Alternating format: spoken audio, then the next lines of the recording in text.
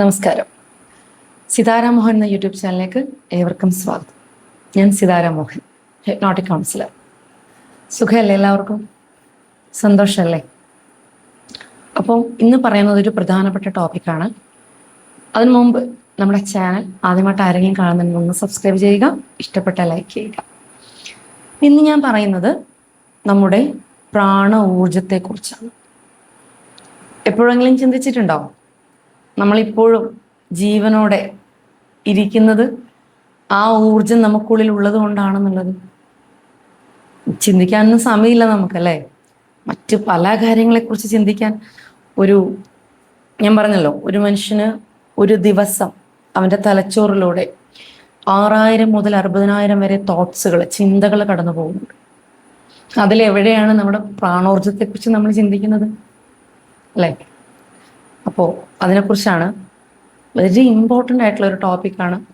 നിങ്ങൾ സ്കിപ്പ് ചെയ്യാതെ കാണുക, കണ്ടെങ്കിലേ മനസ്സിലാവുള്ളൂ. അപ്പോൾ ഞാൻ പറഞ്ഞു, നമുക്ക് ലഭിച്ച കാര്യങ്ങൾക്ക് നമ്മൾ നന്ദി പറയാൻ ശീലിച്ചാൽ തന്നെ നമുക്ക് എപ്പോഴും ഹാപ്പി ആയിരിക്കാൻ പറ്റും. ആ നന്ദി പറയുന്നതിൻ്റെ ഇടയിൽ നമ്മൾ ഈ ഒരു പ്രാണവായുവിന്, ജീവന് ആരെങ്കിലും നന്ദി പറയാറുണ്ട് ഉണ്ടെങ്കിൽ സത്യസന്ധമായിട്ട് യെസ് എന്ന് കമൻറ്റ് ചെയ്യണം നിങ്ങൾ. കാരണം അത് അത്രത്തോളം ചിന്തിക്കുന്ന ആളുകളെ അതിന് നന്ദി പറയൂ. മറ്റു പലരും ആഗ്രഹങ്ങൾക്കും ആവശ്യങ്ങൾക്കും ഒക്കെ വേണ്ടിയാണ്. ഞാനീ പറയുന്നത്, നിങ്ങളെ പ്രാണവായുമായി അല്ലെങ്കിൽ നിങ്ങളുടെ പ്രാണ ഊർജവുമായി നിങ്ങൾ അത്രയും അടുത്ത് നിൽക്കുമ്പോൾ, അതിനെ നിങ്ങളുടെ ജീവിതത്തിൽ നിങ്ങൾ പ്രാധാന്യം കൊടുക്കുമ്പോൾ, ശ്രദ്ധിക്കാൻ തുടങ്ങുമ്പോൾ, നിരീക്ഷിക്കാൻ തുടങ്ങുമ്പോൾ, നിങ്ങളുടെ ജീവിതത്തിൽ നിങ്ങൾ ആഗ്രഹിക്കുന്നതൊക്കെ നടക്കും. ഓട്ടോമാറ്റിക്കലി നടക്കും. അതിനെക്കുറിച്ചാണ് ഞാൻ പറയുന്നത്. അപ്പോൾ നമ്മൾ നമ്മുടെ അമ്മയുടെ ഉദരത്തിൽ ഭ്രൂണമായി രൂപപ്പെട്ടു വരുന്ന ആ നിമിഷം മുതൽ പ്രപഞ്ചത്തിൽ നിന്നും ഒരു കോസ്മിക് എനർജി, ഊർജം നമ്മുടെ ശരീരത്തിലേക്ക് പ്രവഹിക്കുന്നുണ്ട്, കയറുന്നുണ്ട്. അതിനെക്കുറിച്ച് നിങ്ങൾ ചിന്തിച്ചിട്ടുണ്ടോ? ഇത് എവിടെ നിന്നാണ്, എങ്ങനെയാണെന്നുള്ളത്? പ്രപഞ്ചത്തിന്റെ ഒരു എനർജിയാണത്. അതാണെന്ത്, പലരും പല രൂപത്തിലും ഭാവത്തിലും വിശ്വാസങ്ങളിലും ഒക്കെ വിശ്വസിക്കുന്ന ആ എനർജി അല്ലേ? ആത്മാവുമായി ചേർന്ന് നിൽക്കുന്ന ദൈവികതയുള്ള ആ പ്രാണ ഊർജം, പ്രാണവായു. നമ്മളിങ്ങനെ ശ്വാസം എടുക്കുന്നു, പുറത്തേക്ക് വിടുന്നുണ്ടല്ലോ. അത് ഓരോ നിമിഷവും നമ്മൾ നമ്മളെ തന്നെ അറിയുകയാണ്. പക്ഷെ അത് മനസ്സിലാവണമെങ്കിൽ ആ പ്രാണ ഊർജത്തെ നിങ്ങൾ നിരീക്ഷിക്കണം. അതിനുവേണ്ടി തന്നെ നിങ്ങൾ സമയം മാറ്റി വെക്കണം. എത്ര പേര് മാറ്റി വെക്കുന്നുണ്ട്? പലരും മെഡിറ്റേഷൻ എന്നൊക്കെ പറഞ്ഞിരിക്കും. പക്ഷെ പലർക്കും എല്ലാവരും അങ്ങനെയാണെന്നല്ല ഞാൻ പറയുന്നത്. പലർക്കും ആ സമയത്ത് 1000 തോട്ട്സുകൾ ഇങ്ങനെ തലയിലേക്ക് കിടന്ന് വരികയാണ്. അപ്പൊ ഭാരം ഒന്നുകൂടെ കൂടും. ഞാൻ പറയുന്നത് അങ്ങനെയൊന്നുമല്ല. മെഡിറ്റേഷൻ എന്ന് പറഞ്ഞാൽ നമ്മൾ തോട്ട്സുകൾ മാത്രമല്ല, തോട്ട്സുകൾ ഒന്നും ഇല്ലാതിരിക്കുന്ന ഒരവസ്ഥയാണ്, ശൂന്യമായിരിക്കുന്ന അവസ്ഥ. അവനവനെ തന്നെ അറിയുന്ന ഒരു നിമിഷം. എത്ര പേർക്ക് അതിന് സാധിക്കുന്നുണ്ട്? സത്യസന്ധമായിട്ട് നിങ്ങളൊന്ന് പറ, എത്ര പേർക്ക്? അപ്പോൾ അതെങ്ങനെ ചെയ്യാമെന്ന് ഞാൻ പറഞ്ഞുതരാം. അതിനു വേണ്ടി ഡെയിലി നിങ്ങളൊരു 20-25 മിനിറ്റ് മാറ്റി വെക്കണം. 20-25 മിനിറ്റ് ഈ ഒരു നിങ്ങളുടെ പ്രാണ ഊർജത്തെ നിങ്ങൾക്ക് അത്രത്തോളം അടുത്ത് അറിയണമെങ്കിൽ ഒരു 20 മുതൽ 25 മിനിറ്റ് വരെ ഡെയിലി മാറ്റി വെക്കണം. രാവിലെയാണ് നല്ലത്. രാവിലെ ശുദ്ധമായ വായു, ഓക്സിജൻ നമുക്ക് ലഭിക്കുന്നത് പുലർച്ചെയാണ്. ഞാൻ പറഞ്ഞിട്ടുണ്ട്, പ്രകൃതി ഉണരുന്ന സമയം നമ്മൾ ഉണരുക. അപ്പം ഈ അന്തരീക്ഷവായു അത്ര മലിനപ്പെടില്ല, ശുദ്ധമായ വായുവായിരിക്കും. സ്വസ്ഥമായ ഒരു സ്ഥലം തിരഞ്ഞെടുക്കുക. എന്നിട്ട് നട്ടെല്ല് നിവർന്ന്, പ്രായമായവരാണെങ്കിൽ നമുക്ക് അവരോട് നട്ടെല്ല് നിവർന്ന് ചമ്രം പടിഞ്ഞിരിക്കാൻ പറയാൻ പറ്റില്ല. നിങ്ങളുടെ ശാരീരികാവസ്ഥ എങ്ങനെയാണോ അതിനനുസരിച്ച് ഇരിക്കുക. അല്ലാത്തവർ, മറ്റുള്ള പ്രശ്നങ്ങളൊന്നും ഇല്ലാത്തവർ എന്ത് ചെയ്യുക? നട്ടെല്ല് നിവർന്ന് ചമ്രം പടിഞ്ഞ് ഇരിക്കുക. ബെസ്റ്റ് പൊസിഷനാണത്. എന്നിട്ട് കണ്ണുകൾ അടയ്ക്കുക. കണ്ണുകൾ അടയ്ക്കുമ്പോൾ യാതൊരു വിധത്തിലുള്ള ചിത്രങ്ങളോ ഇമോഷൻസോ ഒന്നും കൊണ്ടുവരണ്ട. ഇത് അങ്ങനെയുള്ള ഒരു മെഡിറ്റേഷൻ അല്ല, ഒന്നും കൊണ്ടുവരണ്ട. നിങ്ങൾ നിങ്ങളുടെ വായു, അതായത് ഈ പ്രാണവായു, നമ്മളിപ്പോൾ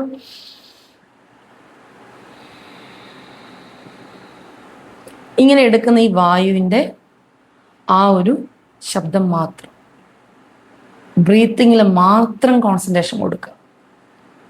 ബ്രീത്തിങ്ങിൽ മാത്രം ഒരു 25 മിനിറ്റ് ഇങ്ങനെ ഇരിക്കുക.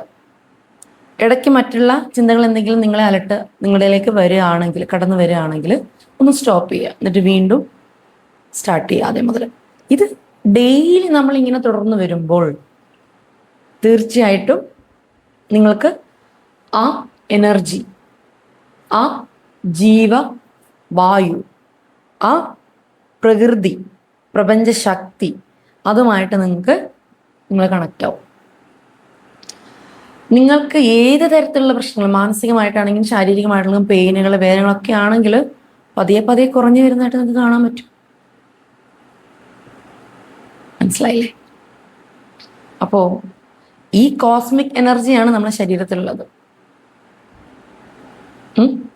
നിങ്ങൾക്കതിന് എന്ത് പേര് പറഞ്ഞു വിളിക്കാം. ഈ ഊർജത്തെ എനർജിയാണ് നമുക്കുള്ളിലെ ആത്മാവുമായിട്ട് ലയിക്കുന്ന ആ ഒരു എനർജി. അപ്പോൾ ഈ പറഞ്ഞതുപോലെ നിങ്ങൾ ചെയ്യുമ്പോൾ നിങ്ങൾക്ക് കിട്ടുന്ന ഗുണങ്ങൾ എന്തൊക്കെയാണെന്ന് അറിയാമോ? നമ്മളിപ്പോൾ ബെനഫിറ്റ് നോക്കിയിട്ടല്ലേ എല്ലാം ചെയ്യാറുള്ളൂ അല്ലേ? നിങ്ങൾക്ക് കിട്ടുന്ന ഗുണം, അനാവശ്യമായിരിക്കുന്ന ചിന്തകൾ നിങ്ങളുടെ ചിന്തകളാണ് നിങ്ങളുടെ ഇപ്പോഴത്തെ ജീവിതം. അപ്പോൾ ആ ചിന്തകൾ ക്രമേണ കുറയുന്നതായിട്ട് കാണാൻ പറ്റും. മനസ്സിലായില്ലേ?